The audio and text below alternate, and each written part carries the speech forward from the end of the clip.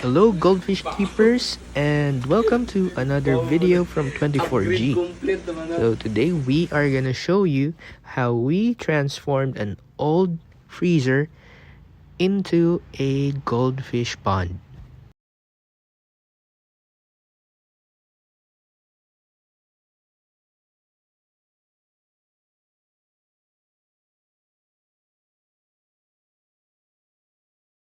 So leak test first.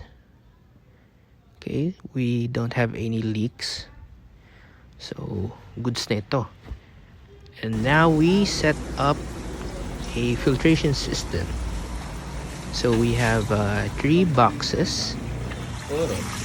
First, we test run for any leaks before placing our filter media.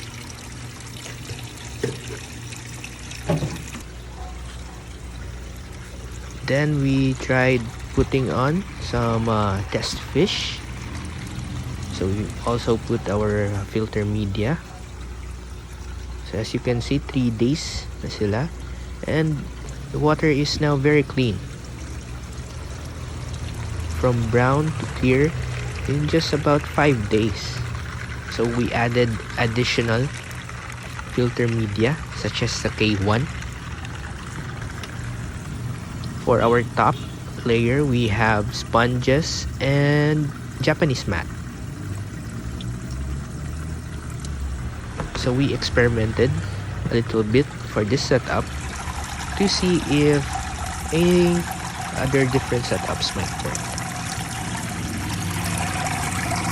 So this is Pumice, and this is 1 week after the setup. So the water is still very clear, and there's a lot more gunk on the filter, which is okay.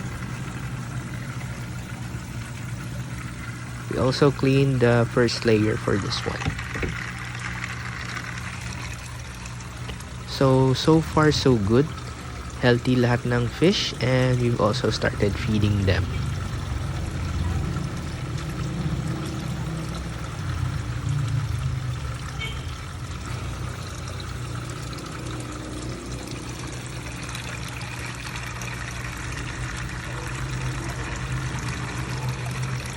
So maganda yung mga old refrigerator or freezer kasi matibay sila, and for someone who's on a budget, very good alternative sila sa regular tank mo.